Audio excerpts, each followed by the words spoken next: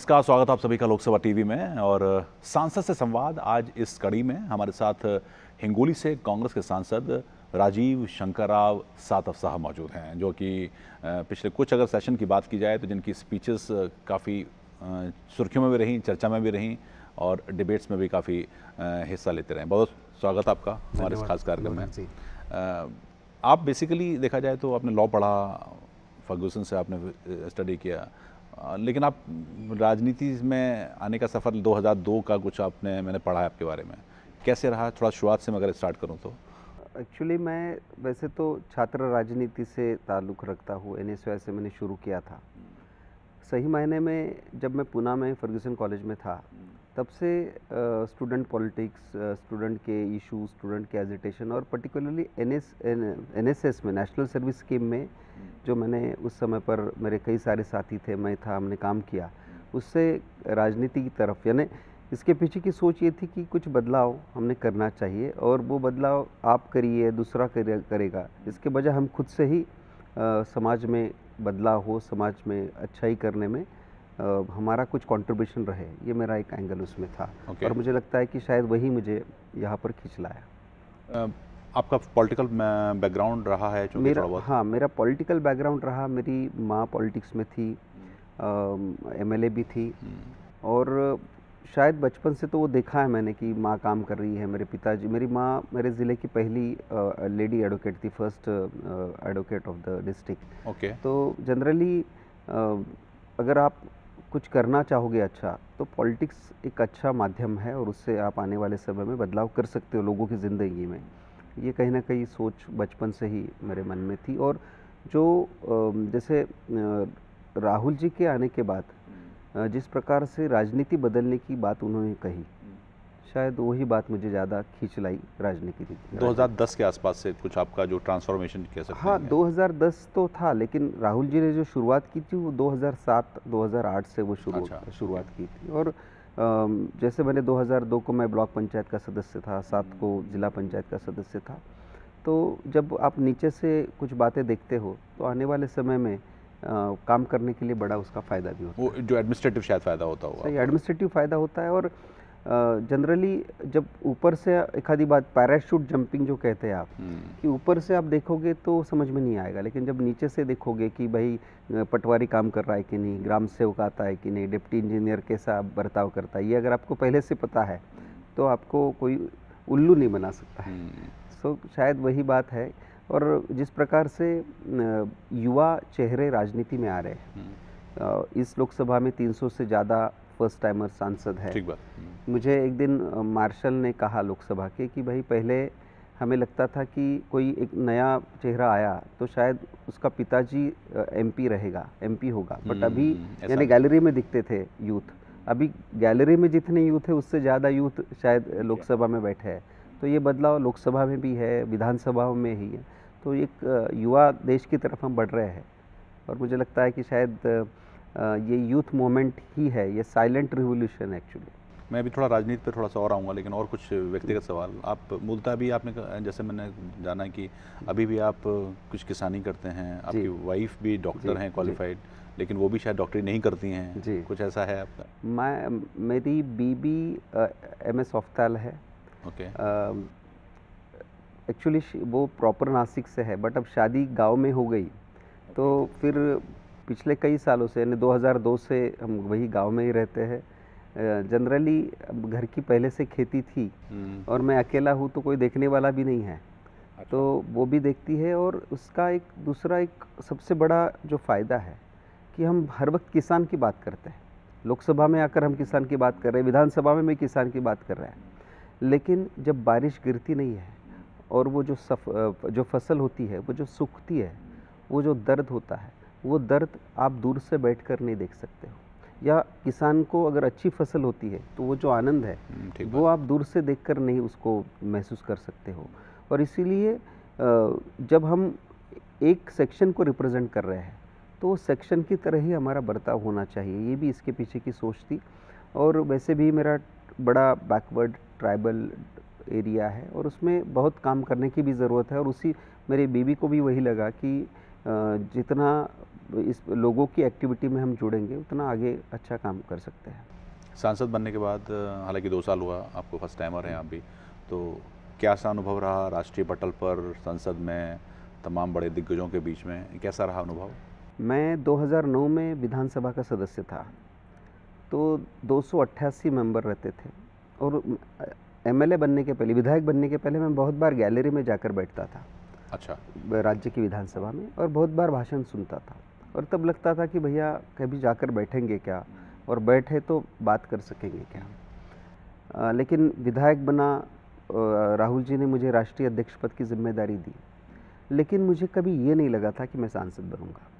अच्छा। मेरे विधायक बनने की कहीं ना कहीं ख्वाहिश थी, राज्य में काम करने की ख्वाहिश थी, लेकिन राष्ट्रीय परिप्रेक्ष्य में या सांसद के रूप में मुझे जिम्मेदारी लोग देंगे या मैं काम करूंगा, ऐसा मुझे कभी लगा नहीं था। लेकिन जब पार्टी ने ये जिम्मेदारी दी, एक तरफ पूरी तरह से मोदी लहर थी और उसमें ये लड़ना था, लोगों ने विश्वास रखा और चुनकर दिया।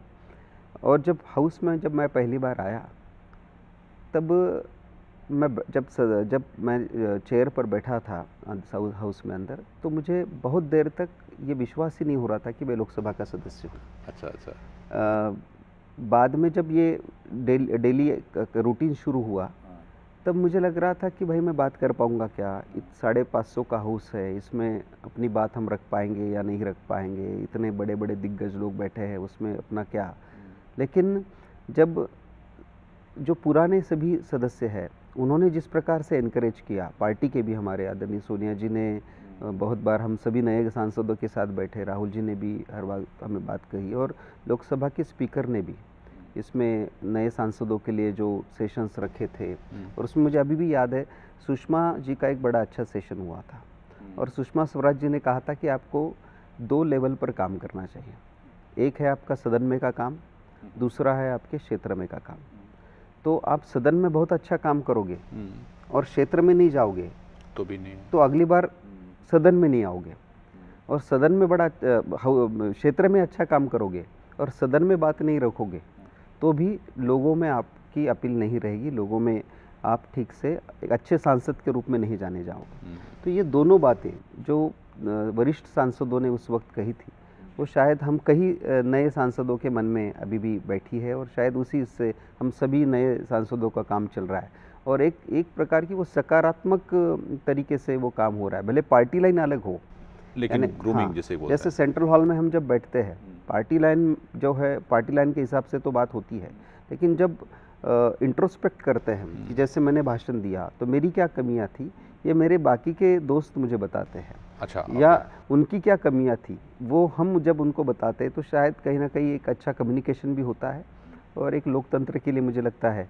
कि ये कम्युनिकेशन की लाइन बहुत अच्छी लाइन है। वैसे आप, जैसे आपके बारे में कहा जाता है और आप भी कह रहे हैं कि संभवतः आपको पिक करना, ग्रूम करना और प्रमोट करना राहुल गांधी ने ऐसा कुछ मानते हैं आप। कांग्रेस की इस समय की स्थिति, जैसा कहा गया 2014 में स्ट्रेंथ ऑल टाइम लो आई थी 45, ये कांग्रेस के लिए भी इंट्रोस्पेक्ट है? आप जैसे लोगों के लिए एक तो जिम्मेदारी नए लोगों पर आई, सही, और आप जैसे खुद कह रहे हैं कि मोदी लहर में जीत कर आना एक नए आदमी का, ये कैसा अनुभव रहा, और ये इंट्रोस्पेक्शन का भी समय है कांग्रेस के लिए? ये जब हम 45 पर आए थे, एक्चुअली 44 पर ही थे, अभी भुरिया जी आए 45 हो गए, लेकिन ये जब पहले 2 सेशंस जो थे, तो कोई भी उठकर खड़ा रहता था, यूपीए का अलाई छोड़कर बाकी कोई भी उठकर खड़ा रहता था और कहता था ये सब हुआ है कांग्रेस के वजह से हुआ है। कहीं ना कहीं वो ब्लेम वाला एंगल रहता वो आपने कोई, मैंने पढ़ा है, आपने कहा 2 सेशन तो मेरे इसी में निकल गए कि समझने में कि कांग्रेस पर नहीं, एक तो कांग्रेस पर अटैक, और 2 सेशन में कि हम 40-45 लोग, सामने 400 लोग हैं, जो 400 की ऑलमोस्ट स्ट्रेंथ है जो सत्ता पक्ष के साथ है। तो इसमें हमारा आवाज़ बड़ा छोटा था, लेकिन बाद में सब लोग एक बार अगर टीम के साथ लग जाएंगे तो आवाज़ भी आप रख सकते हो, अपनी बात भी रख सकते हो। और मुझे शरद पवार जी को मैं मिला था एक दिन, मैंने कहा था कि साहब अपोजिशन में तो अभी आया हूँ, लेकिन ये 40-45 क्या करेंगे। तो मुझे शरद पवार जी ने कहा था कि राजीव, अपोजिशन के जैसा काम करने के लिए गोल्डन अपॉर्चुनिटी नहीं है। और मैं तब से वो हम लगे हैं, और बाकी सभी लोगों का, मीन्स जो सीनियर साथी है अक्रॉस द पार्टी, ये गाइड करते हैं। और मुझे लगता है कि हम सब लोगों के लिए एक बहुत बड़ी बात है कि मुझे आज भी याद है, मैं आदरणीय लोकसभा अध्यक्ष जी के साथ वियतनाम गया था। तब उन्होंने मुझे कहा था कि राजीव, लाइब्रेरी में जाइए, लाइब्रेरी में पढ़िए। या खरगे जी हर वक्त बताते हैं कि क्या पढ़ना चाहिए, कैसा पढ़ना चाहिए, नोट्स कैसी निकालनी चाहिए। Means at the age of 75 अगर कोई काम कर सकता है तो हम 40 साल के, 35 साल के युवाओं ने तो वो काम करना ही चाहिए। ठीक बात। और ये बात हम सभी लोगों को एक बड़ी इंस्पिरेशन के रूप में हम इसको देखते हैं। क्या ये बात मानते हैं कि उस 2 सेशन के बाद या 3 सेशन के बाद और या पिछले कुछ सेशन से खासकर कांग्रेस के अंदर एक बड़ी अच्छी यूनिटी और काउंटर डिफेंस करने की एक एबिलिटी दिखाई देती है? ये संभवतः शायद आप जैसे लोग या पढ़ाई लिखाई या नोट्स बनाने की प्रवृत्ति, उसकी वजह से मानते हैं, कैसे देखते हैं? इसके लिए मैं मोदी सरकार को भी धन्यवाद देना चाहूँगा, क्योंकि सरकार ने पहले 2-3 सेशन में हमें इतना काउंटर करने की कोशिश की और इतना जो कह सकते हैं अटैक कांग्रेस के ऊपर रखा। तो अगर आप बार-बार अटैक करोगे तो offence is the best defence actually. कि हम बात सुन रहे, आप बार-बार कह रहे हो कि ये कांग्रेस की वजह से हुआ, वो कांग्रेस की वजह से हुआ। तो उसके वजह से, कांग्रेस की वजह से क्या-क्या हुआ, ये फिर बताने की हमने भी तैयारी की। और मुझे लगता है कि पिछले 3-4 सेशन आप देखोगे कि जिस प्रकार से परफॉर्मेंस कांग्रेस ने दिया, राज्यसभा में तो हमारे पास स्ट्रेंथ है, लेकिन लोकसभा में भी स्ट्रेंथ नहीं होने के बावजूद भी ये परफॉर्मेंस रहा। और उसका मुझे लगता है थोड़ा श्रेय मोदी सरकार को ही है कि उन्होंने इस प्रकार से हमको एक्चुअली मजबूर किया कि हम हमारा एक्चुअली टैलेंट दिखाए और कहीं ना कहीं सरकार के सामने ये बात रखे। और दूसरा, एक विपक्ष के नाते, जैसे पहले 2 सेशन कहीं ना कहीं ऐसे लगता था कि कांग्रेस प्रमुख विपक्ष के रूप में भी उभर पाएगी कि नहीं उभर पाएगी। जी हाँ, ये बात वो स्ट्रगल था हमारा। बट अभी अगर आप 2 साल में देखेंगे, विपक्ष का नेता स्टेटस हमारे पास नहीं है, लेकिन विपक्ष का सही मायने में अगर सबसे बड़ी पार्टी कोई है तो वो कांग्रेस है। और एक्चुअली 20% वोट हमें मिले हैं। लेकिन जैसे दिल्ली सरकार ने 1 या 2 सदस्य होने के बावजूद भी सामने बीजेपी को अपोजिशन, लीडर ऑफ अपोजिशन का स्टेटस दिया। शायद ग्रेसफुली मोदी जी भी दे सकते थे, बट शायद उन्होंने दिया नहीं, कोई दिक्कत नहीं है। लेकिन जिस प्रकार से मुद्दे हमने उठाए और बात हमने रखी, मुझे लगता है कि कांग्रेस के लिए बहुत बड़ी बात है। और कांग्रेस पार्टी जो ऑल टाइम लो रही, उसके लिए भी एक बड़ा सबक भी है और उससे हम बड़े अच्छी तरीके से सीख रहे हैं। और सबसे बड़ी बात मुझे जो दिखी कि जिस प्रकार से सोनिया जी और राहुल जी हर वक्त पार्टी के सांसदों के साथ बात कर रहे हैं। और ठीक है, संख्या में हम कम हैं, लेकिन बात रखने में कम नहीं है। ये जो बात हो रही है, बीजेपी के 3 सांसद बोलेंगे हमारा एक ही बोलेगा, बीजेपी के 5 लोग बोलेंगे हमारा एक ही बोलेगा, लेकिन एक जो बात करेगा वो दमदार करेगा। ये लाइन जो रखी है पार्टी ने, उसका भी फायदा है। वक्त एक ब्रेक का हो गया है, लेकिन आपने जैसे कहा कि मोदी जी की सरकार को देते हैं, एक कॉम्प्लीमेंट भी दिया था प्राइम मिनिस्टर ने, हालांकि वो एक तरह का कटाक्ष भी था, लेकिन एक कॉम्प्लीमेंट यंग सांसदों पर था, उसमें आपका के ऊपर भी इशारा था संभवतः, उस पर मैं आपसे बातचीत करूंगा। वक्त एक छोटे से ब्रेक का हो चला है, ब्रेक के बाद राजीव जी से बात करेंगे।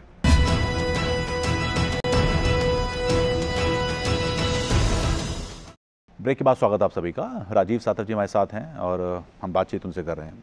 एक जो आपने कहा कि मोदी सरकार ने हमला किया, लेकिन एक बार पीएम ने सदन में कहा था कि संभवतः कुछ लोग नए युवा सांसदों को मौका नहीं दे रहे हैं। तो ऐसा कहा, समझा गया, ऐसा अर्थ लगाया गया कि वो कुछ युवा सांसद कांग्रेस के, उनके ऊपर इशारा था। कुछ आपके ऊपर भी ऐसा लगा कि संभवतः जो लोग अच्छा बोलते हैं, कांग्रेस नेतृत्व उनको बहुत ज़्यादा बोलने का मौका नहीं देता है। ये कॉम्प्लीमेंट है या कमेंट है, कैसे देखेंगे इसको आप? मैं करीब पिछले 2 साल में 90 से ज़्यादा बार बोल चुका हूँ। शायद प्रधानमंत्री जी ने बीजेपी के सांसदों के बारे में ये कहा, ऐसा मुझे लगता है। क्योंकि दिक्कत ये है कि बीजेपी के सभी वरिष्ठ नेता बोलते हैं और बीजेपी के सांसदों में इतना दुख है, वो दुख से वो बोल भी नहीं पा रहे कि भैया हमको मौका दो। और हम विपक्ष में हैं, हमको हर रोज़ 2-2 बार, 1-1 बार, 3-3 बार कुछ ना कुछ तो इशू आता है और हम बोलते ही हैं, क्योंकि हमारे पास टीम भी कम है, तो जो भी 40-42 है उसमें ही हम चला लेते हैं। लेकिन बीजेपी के पास 280 के आसपास की स्ट्रेंथ है और उनके 100 से ज़्यादा सांसद तो 10 बार से ज़्यादा बोले भी नहीं 2 साल में। तो मुझे लगता है कि ये प्रधानमंत्री जी शायद वेंकैया जी को कह रहे थे कि भाई अपने लोगों को ज़्यादा से ज़्यादा मौका दो, क्योंकि जिस प्रकार से नई टीम है उनके, बीजेपी में भी बड़ी प्रतिभावान युवा चेहरे आए हैं। लेकिन शायद सीनियर लोग दूसरों को मौका ही नहीं दे, ये सोच शायद बीजेपी की बड़ी दिख रही है। और ये मेरे लिए क्योंकि कांग्रेस और बीजेपी ये दोनों राष्ट्रीय पार्टी है, और ना ही कांग्रेस मुक्त भारत हो सकता है, ना ही बीजेपी मुक्त भारत हो सकता है एक्चुअली। इसलिए शायद उनके इसमें की जो यंग लीडरशिप है वो भी ग्रो करनी चाहिए, ऐसा मुझे लगता है। नहीं, लेकिन लीडरशिप में, राजनीति में जो अच्छा वक्ता होता है, जो अच्छा स्पीकर होता है, उसकी पहचान अलग बनती है। वो भले ही नेता ना हो, वो बड़ा लीडर ना हो, पार्टी का अध्यक्ष ना हो, उसमें संभवतः अगर ऐसे व्यक्ति आते हैं तो ये समस्या तो होती है ना कि नेता अच्छा बहुत नहीं बोल रहा है, लेकिन अगर उसके नीचे के कुछ लोग, उससे जूनियर लोग बहुत अच्छा बोल रहे हैं, आपकी छवि चूंकि बन रही है इस तरह की कि आप अच्छा बोल रहे हैं, तो ये कभी कभी ऐसा भी हो सकता है। आप देखेंगे तो जिस प्रकार से बात खड़गे जी, जिस प्रकार से बात राहुल जी सब रखते हैं, तो हमारे यहाँ पर तो ऑडिटरी का मामला कहीं है नहीं है, लेकिन दिक्कत हो रही है। जैसे कल मैं देख रहा था कि वाटर रिसोर्सेज मिनिस्टर बात नहीं कर रहे हैं, उनकी जगह दूसरा ही कोई बात कर रहा है। तो इसका ये क्लियर एंगल है कि बीजेपी के पास युवा प्रतिभावान चेहरे होने के बावजूद भी वो उनको मौका नहीं दे रहे, ये एक एंगल है। और कांग्रेस में जिस प्रकार से युवा चेहरों को मौका मिल रहा है, क्योंकि 40-45 लोग हैं, आप बार बार भी रोटेशन भी करोगे तो मौका बार बार मिलने वाला है। जैसे आपको ज़्यादा मौका मिलने पर एक बार दिनेश त्रिवेदी ने शिकायत की थी कि कुछ नाम हैं, उनके नाम बहुत ज़्यादा आ जाते हैं, उनके सवाल बहुत ज़्यादा हो जाते हैं, हम लोगों को नहीं होता, और डिजिटलाइज किया जाना चाहिए उसको। मेरे साथ उस लिस्ट में शायद सुप्रिया सुले जी का नाम था, निशिकांत दुबे का नाम था, असदुद्दीन ओवैसी का नाम था। हाँ, तो उसमें मैंने निशिकांत दुबे जी को कहा कि भैया अच्छा है आपका नाम इसमें है, नहीं तो बीजेपी का कोई उठकर सीबीआई जांच की मांग कर लेता था कि भाई ये 2-4 लोगों को क्यों मौका मिल रहा है। तो बेसिकली जैसे ये क्वेश्चंस की बात है, क्वेश्चंस की बात तो बीजेपी, जैसे निशिकांत दुबे है, उनको भी ज़्यादा मौका मिल रहा है, क्यों मिल रहा है? क्योंकि वो कोशिश कर रहे हैं। तो आपको कोशिश भी करनी चाहिए, तो जो कोशिश करेगा आगे बढ़ेगा। अब बात सेशन की आती है। अगर इस सेशन की बात की जाए तो काफ़ी अच्छा रहा, और कहा गया कि फ्रूटिफाई 120% का। आप कैसे देखते हैं इसको? इसमें कई ऐसे इश्यूज भी रहे जिस पर देश का ध्यान भी गया, वो हेलीकॉप्टर घोटाले की बात भी रही और उत्तराखंड की बात भी रही। ओवरऑल आप कैसे देखते हैं इसको? आदरणीय लोकसभा अध्यक्ष ने कहा था कि 120% के आसपास काम हुआ, 120% के आसपास काम हुआ, और मैडम ने एक मेंशन किया, एक बार भी एडजर्न नहीं हुआ। ठीक बात। मुझे लगा था कि वेंकैया जी उठकर कहेंगे कि भाई कांग्रेस को धन्यवाद कि कांग्रेस ने बड़ा सहयोग दिया, लेकिन वेंकैया जी ने ये कहा नहीं। बात ये होती है कि ये सेशन 120% हुआ, इसके पहले के जो 2-3 सेशन पहले भी वो 120-110% का काम उसमें हुआ। तो कांग्रेस तो हर वक्त सहयोग देने के लिए तैयार है, लेकिन क्या आप सहयोग लेने के लिए तैयार हो? तो उसका जवाब है नहीं। अब जैसे फ्राइडे तक हाउस चलाने की बात थी, आपने बुधवार को ही हाउस ख़त्म कर दिया, क्यों? क्योंकि आपके पास बिजनेस नहीं था। इसका मतलब ये है कि सरकार कैसे चलाना, लोकसभा में कैसे काम निकाल लेना, इसके ऊपर सरकार का ध्यान तो है नहीं है। और इसीलिए जो थिंकिंग बीजेपी में होनी चाहिए, मुझे हर बार बहुत बार ये बीजेपी लगान टीम के जैसा लगता है कि ये जिस प्रकार से एक टीम एफर्ट्स के रूप में काम करना चाहिए वो होता नहीं है। और इसीलिए जो लोगों ने मैंडेट दिया, यानी राजीव जी के बाद सबसे बड़ा मैंडेट अगर किसको मिला है तो मोदी जी को मिला है, तो वो शायद उसका यूज़ या उसका इस्तेमाल ये पूरी तरह से कर नहीं पा रहे। और ये जो बाकी मामले आए थे, मेरे लिए बड़ी दुख की बात यह है कि हर मामले पर आप चर्चा कीजिए, लेकिन मेरे दिल के समीप जो मामला था वो था अकाल का। मुझे ये लगा था कि भाई पहले सेशन में, यानी जो बजट पास हुआ उसके बाद अकाल की बात होगी, वो नहीं हुई। पहला सेशन पूरा ख़त्म हो गया, दूसरे सेशन में आप अकाल की बात कर रहे हैं, वो भी कब? आखिरी के 2 दिन में। यानी सरकार की प्रायोरिटी, जनरली जो बिजनेस की प्रायोरिटी है वो सरकार ही बैठकर उसमें सोचती है। तो इस बार सरकार ने अकाल को सबसे आखिरी प्राथमिकता दी। इससे ये दिखता है कि 10 राज्यों में आपके यहाँ अकाल है, और हर वक्त कृषि मंत्री जवाब दे रहे हैं। कृषि मंत्री जवाब दे रहे हैं, वहाँ पर ना गृह मंत्री बात कर रहे हैं, ना वित्त मंत्री बात कर रहे हैं। राज्यों को मदद करना ये गृह मंत्री के हाथ की जिम्मेदारी है, गृह मंत्री उसके अध्यक्ष है। वित्त मंत्री की जिम्मेदारी बैंकों के थ्रू लोन देने की है।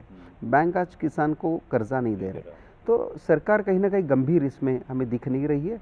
और ये बड़ी दुख की बात है, क्योंकि इस देश के किसान ने, इस देश के कॉरपोरेट्स ने ये सरकार नहीं दी है, इस देश के किसान ने, इस देश के छोटे आदमी ने इस सरकार को चुन के दिया और उतना ध्यान सरकार ने इसकी तरफ दिया नहीं। लेकिन जो डिस्कशन हुआ, जैसे उत्तराखंड की हम बात करें, उत्तराखंड मसला बार बार इसके बारे में हमने कहा। आप एक तरफ डॉक्टर बाबा साहब अम्बेडकर जी के 125वीं जयंती वर्षगांठ मना रहे हो और दूसरी तरफ आप जो बाबा साहब जी ने जो संघ राज्य का स्ट्रक्चर दिया, जो फेडरल स्ट्रक्चर हम कहते हैं, जिसमें राज्यों के अधिकार है, उनके ऊपर आप कहीं ना कहीं राज्यों के अधिकारों का हनन कर रहे हो। और जिस प्रकार से सुप्रीम कोर्ट को इसमें आना पड़ा, एक्चुअली आप देखिए कि अकाल केस में सुप्रीम कोर्ट ने जितना समय दिया उतना समय मोदी सरकार ने दिया नहीं।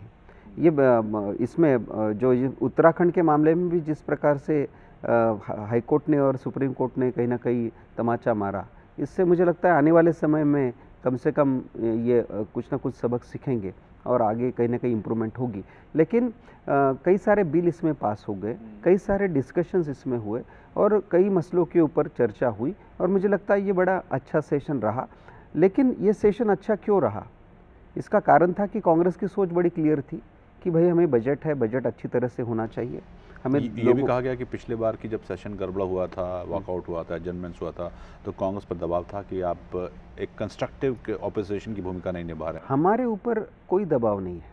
हमारे ऊपर अगर दबाव किसी का है तो जनता का है और वो मैंडेट हम लेकर चले हैं।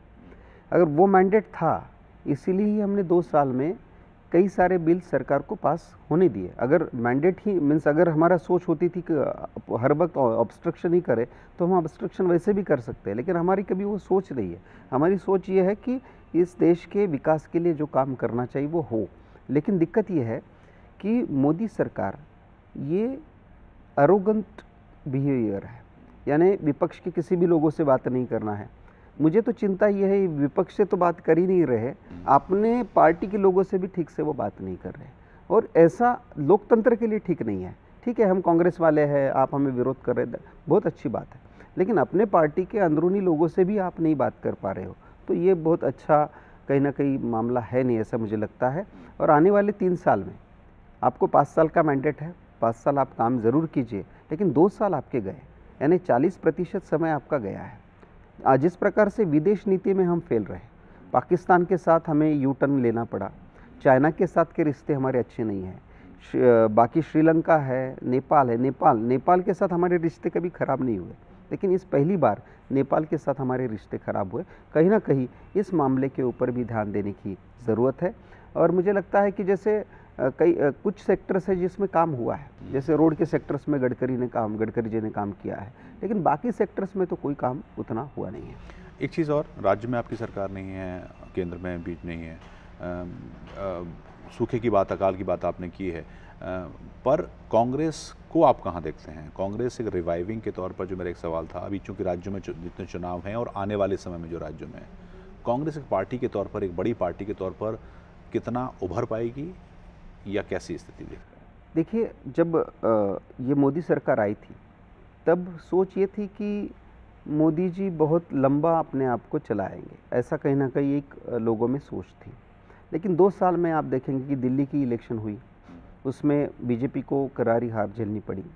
बिहार की इलेक्शन में बहुत तरीके से उन्होंने हर वक्त बात रखी थी कि इवन जो पोल के प्रेडिक्शंस थे वो सभी पोल के प्रेडिक्शंस कहीं ना कहीं बीजेपी के फेवर में थे, और जो माहौल बनाने की कोशिश थी कि बस मोदी लहर रहेगी, उसमें भी आपको मात खानी पड़ी। मेरे लिए सबसे बड़ी बात यह है कि गुजरात मॉडल की बात होती है और गुजरात के जो लोकल बॉडी के चुनाव रहे उसमें बीजेपी को करारी हार झेलनी पड़ी। इसका बहुत क्लियर एंगल ये है कि कहीं ना कहीं गुजरात मॉडल में भी आपका फेल्योर है। इसलिए मुझे बड़ा इंटरेस्टिंग होगा 2017 कि 2017 में कई सारे राज्यों के चुनाव है और यही मेरे ख्याल से मिनी पार्लियामेंट का वो इलेक्शन एक हिसाब से हम देखेंगे। नहीं, लेकिन आप बात करें बीजेपी की, मेरा सवाल है कांग्रेस को लेकर। कांग्रेस को पश्चिम बंगाल में राहुल गांधी को वामपंथ के साथ जाकर बैठना पड़ा, मंच शेयर करना पड़ा, जिसके साथ इतनी लंबी अदावत रही। यूपी पर बड़ा फोकस होगा आने वाले वक्त में, यहाँ पर भी कांग्रेस अभी बहुत अच्छी स्थिति में नहीं दिख रही है। ये एक ऐसे बैरोमीटर नहीं होंगे जो कि कांग्रेस नेतृत्व पर भी तमाम सवाल खड़े करेंगे आने वाले वक्त में?